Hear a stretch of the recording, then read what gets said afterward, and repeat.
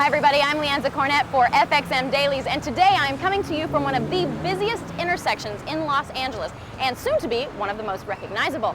Now, I'm sure you've heard the expression, the coast is toast, and on April 25th, you're going to come to find out exactly what that phrase means, because that is the day the 20th Century Fox's Volcano erupts into movie theaters nationwide. So today we're going to take an advanced look at all of the work that went into this huge production.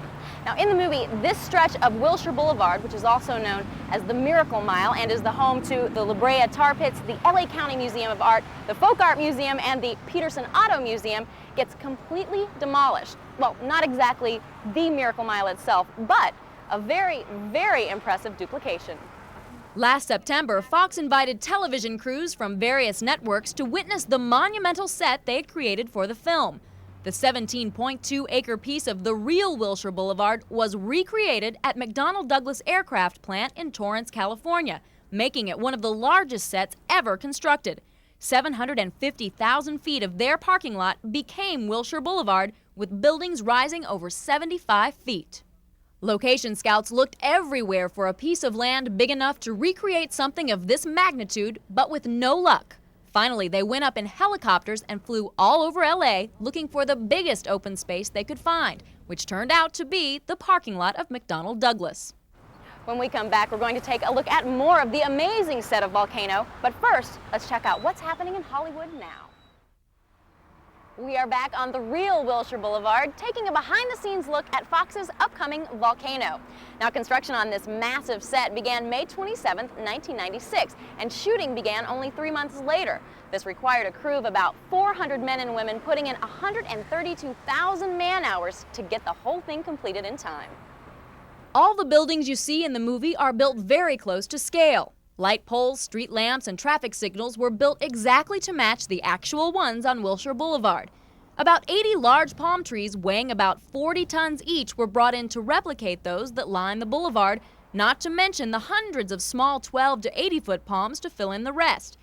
They had to recreate everything, pouring 80,000 square feet of concrete to make sidewalks and medians, to installing over 10,000 square feet of sod. So they literally built Wilshire Boulevard from scratch. Let's take a look now at what other people are working on in Hollywood. Welcome back to our behind-the-scenes look at Fox's upcoming film, Volcano. We are in front of the famed LaBrea Tar Pits, and this, of course, is the site where our villain, the Volcano, thrusts itself to the Earth's surface in the movie. Now, this area was formerly mined for natural asphalt and has produced hundreds of plant and animal fossils up to 40,000 years old. We are in front of the famous Pit 91, which is filled with rainwater and tar sludge that oozes to the surface, along with blasts of natural methane gas. What better place for the heart of a volcano? To recreate this pit on the set, it took 550,000 gallons of water covering 20,000 square feet. Now, in the movie, you'll see this lake behind me erupt in flames and spout balls of fire. Aside from a few miniature shots, for the most part, the lava in the movie is computer generated. However, a lot of the fire that you see is real. They used an average of 1,700 gallons of propane a night to start the fires. They would turn on the propane, which came from lines hidden in the facades, light the set they needed to burn, and let it go. Then, when the camera was ready, they used ignition systems to create the explosions. 1, 2, 3. This system gave them more control over the shot. When they were done, they just turned the propane off and sent fire crews in to put out the blaze. They also used this same system with 37 palm trees, which were rigged with kerosene tanks and propane, and when ignited, burnt like candles. Despite all the fire, it was a very safe set.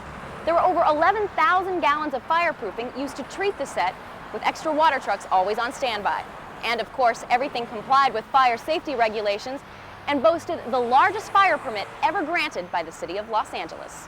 Another prop used to create authenticity was probably the least favorite of everyone on the crew, the ash. It was made of pure paper pulp, so it wouldn't be harmful for cast and crew to breathe.